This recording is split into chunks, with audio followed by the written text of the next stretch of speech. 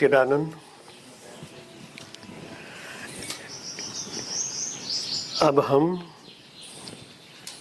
ज्ञान की थोड़ी चर्चा करेंगे। उनका बीज है अष्टावक्र ज्ञान। पूर्णतः ज्ञान पर ही आधारित है। अष्टावक्र उनका शिष्य है। कौन है अष्टावक्र का शिष्य? जनक राजा, जनक विदेही। उन दोनों के बीच में, गुरु शिष्य के बीच में संवाद नहीं कहते, इनको हम परिसंवाद कहते हैं। परमात्मा के अनुरूप जो ज्ञान अष्टावक्र जी ने जनक विदेही को बांटा था, उनकी थोड़ी अनुभूतियां हम भी लेंगे, क्योंकि हम भी वही ज्ञान के इच्छुक है। इस अध्याय में अष्टावक्र जी ने ज्ञान का उपदेश देते 8 श्लोक प्रस्तुत किए हैं।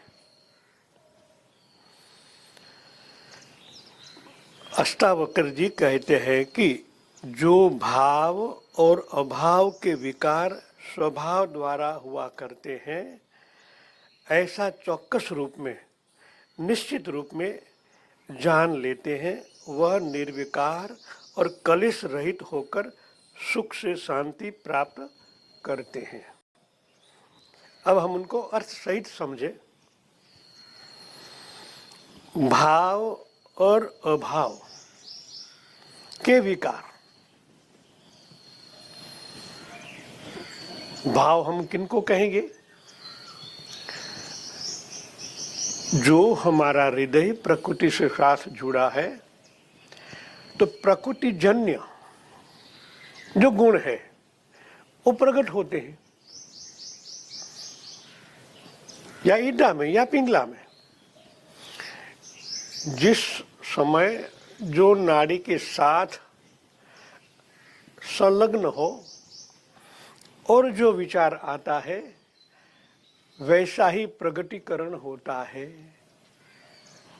भाव का बीज है हमारा भाव। भाव अच्छा होता है, लोगों के प्रति अपना भाव प्रकट करना अच्छा होता है। फिर में उसमें विकृति आ जाती है। ये बहुत डीप में समझे। आपके हृदय में दूसरों के प्रति भाव तो अच्छा ही है, फिर भी जब व्यक्त करने का जो शब्द आता है वो प्रकृति से आता है। आपका कोई दोष नहीं है, मगर आप ईडा या पिंगला में रहते हो। तो जिस मार्ग से आप चलते हो, वहां के ही जो वातावरण को आप अनुभवोगे, और अनुभव जो करोगे उनसे ही आप वो प्रकट करोगे। भाव तो जिस तरह आप गुण को बोलोगे, दूसरी भाषा में हम कहें राग, हृदय। अभी आप हृदय से बोल रहे हो, कर्म भी हृदय में है, मन भी वहां है, चित्त भी वहां है, अहम भी वहां है।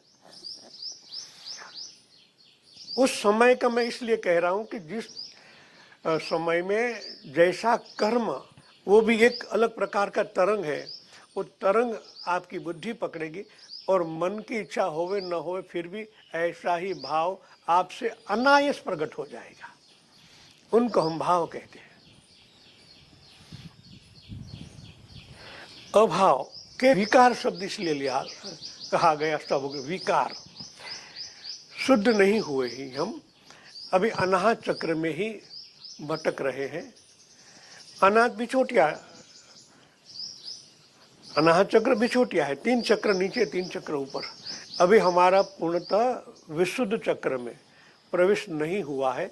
इसलिए हमें कभी भाव में, कभी अभाव में, कभी राग में, कभी द्वेष में, मन अब इस तरफ कभी उस पर चलता है। जब जिस तरह होते हो ऐसा ही भाव प्रकट होता है, क्योंकि प्रकृति आपको वैसा ही वातावरण बना देती है जैसा आपको भुगतना है। समझ लो बात को।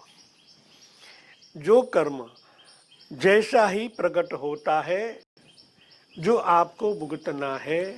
प्रकृति तो खाली बेज माध्यम, यानी एक बेज बना दे। जिस नाटक है तो नाटक का होता है, जिस तरह हम मंदिर बनाएंगे तो बेज बनाना पड़ता है। तो प्रकृति अच्छे के लिए भी बेज बना देती है, बुरे के लिए ही वही बेज बना देती है।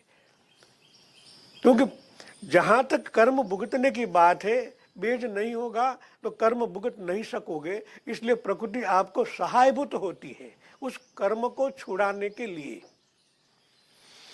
मगर उस समय वातावरण जो अच्छा होगा तो मामूली सा अनुभव होते होते आप उनको प्रकट कर छूट जाओगे।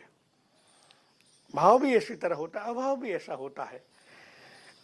कभी कभी ऐसा होता है ना, भाव प्रकट करने के बाद भी आपको ऐसा लगता है अरे ये मेरे को नहीं बोलना चाहिए, ये बड़ी बात होती है। प्रकट हुआ, कर्मवशात हुआ, मगर पछतावा हुआ। कहावत है ना, अरे उमराव से उनका वातावरण बेज बनता है। प्रकृति हमको सहायभूत होती है, अच्छे के लिए भी बुरे के लिए भी। मगर कर्म से छूटने के लिए पश्चाताप होना चाहिए।